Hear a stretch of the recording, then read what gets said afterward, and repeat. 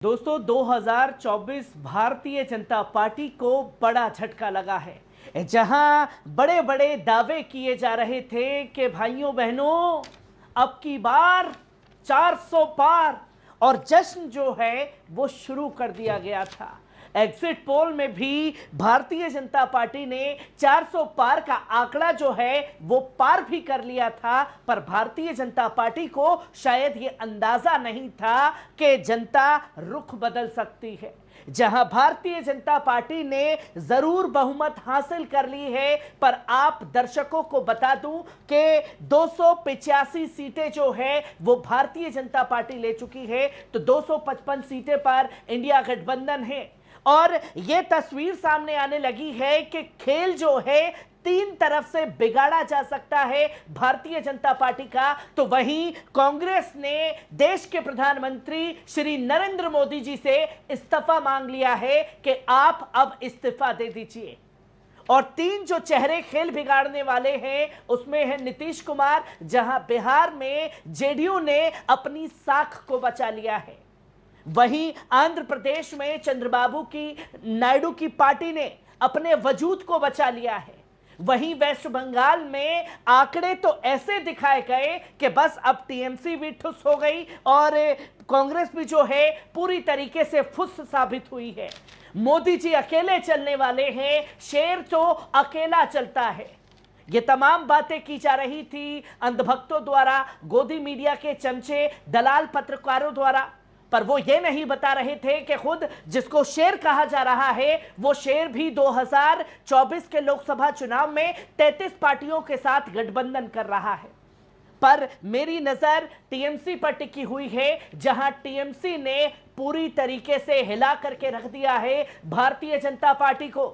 जो भारतीय जनता पार्टी के जहरीले प्रवक्ता हैं, जो जहरीले नेता हैं, वो टीएमसी में औंधे मुंह गिर रहे हैं, लाखों लाख वोट से हार रहे हैं, जिसकी तस्वीर लोगों के सामने आने लगी है। जहां आपके सामने उस आंकड़े को भी रखूंगा, जहां खासतौर पर गोदी मीडिया ने बताया कि इतनी सीटें 30 से 32 सीटें जो हैं वो लेकर के आने वाली है भारतीय जनता पार्टी वेस्ट बंगाल में। और वेस्ट बंगाल में यूसुफ पठान की सीट पर नजर बनी हुई है। यूसुफ पठान कितने हजार वोटों से आगे चल रहे हैं इसके बारे में आपको बताऊंगा। तो वहीं आप साफ तौर पर देख सकते हैं महुआ मोइत्रा चुनावी मैदान में टीएमसी की फायर ब्रांड नेत्री, जिससे भारतीय जनता पार्टी भी खौफ खाती है।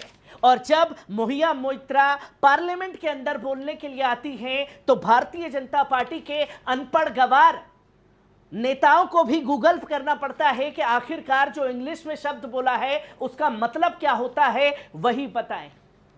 और ये पढ़े लिखे लोगों का पार्लियामेंट में क्यों पहुंचना जरूरी है, ये तस्वीर लोगों के सामने है। शॉटगन शत्रुघ्न खामोश कर दिया है पूरी तरीके से, जहां भारतीय जनता पार्टी ने कई नामों को डुबाने की, छिपाने की, पूरी तरीके से खत्म करने की ठानी थी। और अब वो तस्वीर सामने है कि शॉटगन शत्रुघ्न ने भारतीय जनता पार्टी को करारा तमाचा जो है अपनी सीट पर जड़ दिया है। वहीं आपके सामने स्क्रीन पर है गोदी मीडिया के एग्जिट पोल और ये है जनता का एग्जिट पोल जो आपके सामने स्क्रीन पर है, जिसे खुद इलेक्शन कमीशन ने देश की जनता के सामने साझा किया है। और यहां एग्जिट पोल में बताया गया था, खासतौर पर अगर बात की जाए भारतीय जनता पार्टी के एग्जिट पोल की, जिसमें यह दावा किया गया और बताया गया आज तक द्वारा कि भारतीय जनता पार्टी वेस्ट बंगाल में तकरीबन 26 से 31 सीटें जीत सकती है। हेलीकॉप्टर वाली दीदी भी उछल उछल करके बताने लगी, सुधीर जी अगर आपने मेरा नाम नहीं लिया तो आपको मां की कसम है मैं आपको वेस्ट बंगाल के नतीजे नहीं बताऊंगी। सुधीर जी भी फिर कहते हैं कि मैडम अंजना जी बताइए कि क्या रिजल्ट है वेस्ट बंगाल में। और फिर दर्शकों की ताली की गड़गड़ाहट जो है वो स्टूडियो में सुनाई देती है और बताया जाता है कि 26 से 31 सीटें, बेहतरीन से भी सुपर डुपर हिट फिल्म जो है वो वेस्ट बंगाल में यूज कर दी है, जिसकी तस्वीरें लोगों के सामने दिखाने की कोशिश की। और बताया गया कि टीएमसी महज 11 से 14 सीटों पर सिमट सकती है, जिसका जिक्र किया गया। और कांग्रेस और लेफ्ट जो है वो 2 सीटों पर सिमट सकती है, जो एग्जिट पोल में बताया गया। पर अब आपके सामने है जनता का एग्जिट पोल, जिसे इलेक्शन कमीशन ने बताया कि तृणमूल कांग्रेस जो है 31 सीटों पर आगे चल रही है। यानी कि आप बता रहे थे कि जो राष्ट्रीय पार्टी है, जो साफ तौर पर राज्य में पूरी तरीके से सक्रिय है, वो पार्टी पूरी तरीके से पिछड़ रही थी। एग्जिट पोल पूरी तरीके से जनता ने नकार दिया और जनता ने ऐसे दलाल चमचे पत्रकारों के मुंह पर करारा तमाचा जड़ा है, जहां तृणमूल कांग्रेस 31 सीटों पर आगे है। वहीं भारतीय जनता पार्टी की बात की जाए तो 10 सीटों पर आगे है। वहीं कांग्रेस जो है 1 सीट पर आगे है। 42 सीटें टोटल हैं। अगर बात की जाए वेस्ट बंगाल में एक गहरा झटका, और यही एग्जिट पोल में बताया गया था कि अब की बार वेस्ट बंगाल में 200 के पार और 70-75 सीटों पर लाकर के समेट दिया था भारतीय जनता पार्टी को, जहां तानाशाही की सारी हदें पार की गई और वेस्ट बंगाल की तस्वीरों को देश में ऐसे दिखाया गया कि जैसे देश का हिस्सा ही नहीं है वेस्ट बंगाल। सब चीज के लिए जिम्मेदार हैं ममता बनर्जी, और अब जनता ने यह साफ तौर पर दिखा दिया है। वहीं आपको अगर बताएं तो शत्रुघ्न सिन्हा कितने वोटों से आगे चल रहे हैं यह जानना जरूरी है, जिसकी तस्वीर सामने आ चुकी है, जहां आसनसोल से चुनावी मैदान में शॉटगन शत्रुघ्न जो हैं खामोश करते हुए भारतीय जनता पार्टी के नेता को नजर आ रहे हैं, जो तकरीबन 50,000 वोटों से आगे चल रहे हैं। जहां शत्रुघ्न सिन्हा को अब तक 22 राउंड की काउंटिंग में 4,63,308 वोट मिले हैं, तो वहीं सुरेंद्रजीत सिंह जो भारतीय जनता पार्टी के उम्मीदवार हैं, उन्हें महज 4,14,233 वोट ही मिल पाए हैं। तकरीबन 50,000 वोटों से आगे जो हैं शत्रुघ्न चल रहे हैं, जो तस्वीर आप इस वक्त स्क्रीन पर देख रहे हैं।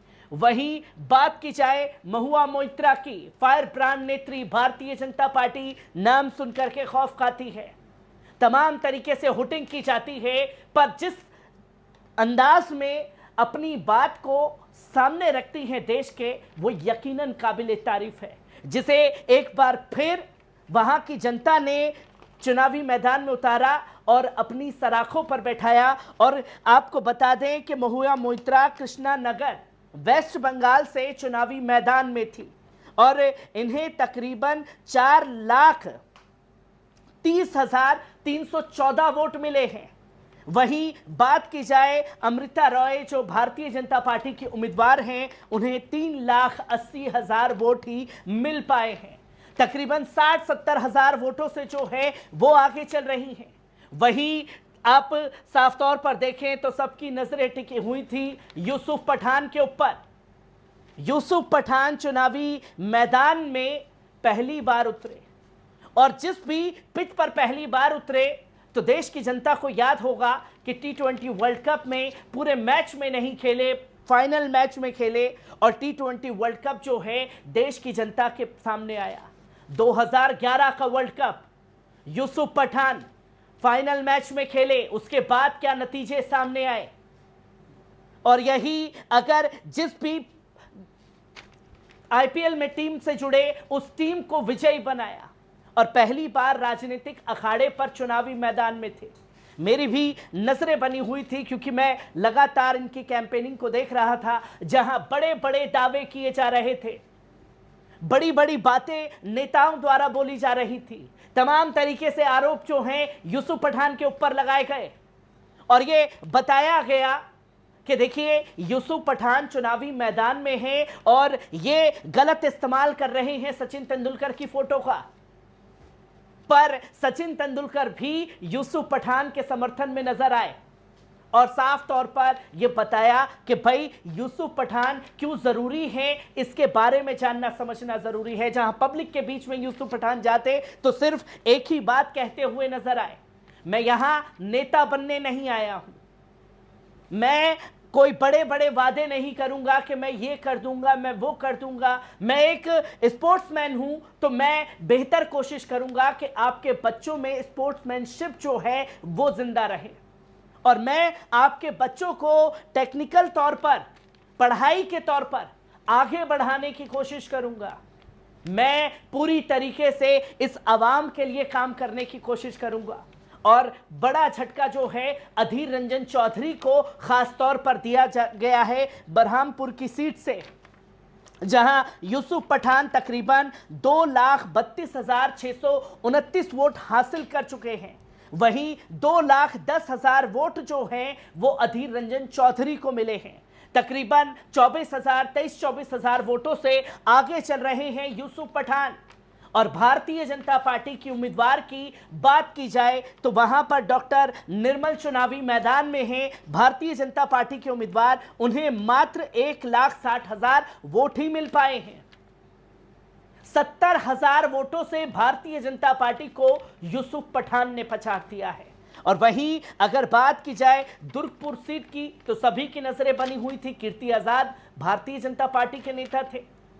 क्या किया, शत्रुघ्न के साथ में क्या किया, यह तस्वीर तमाम लोगों के सामने है।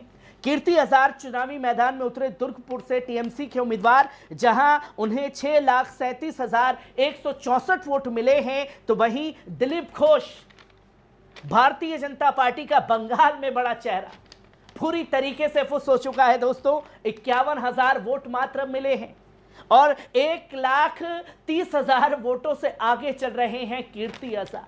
जहां भारतीय जनता पार्टी के लिए वेस्ट बंगाल में भी तस्वीरें जो हैं उसके मन मुताबिक नहीं आ पाई।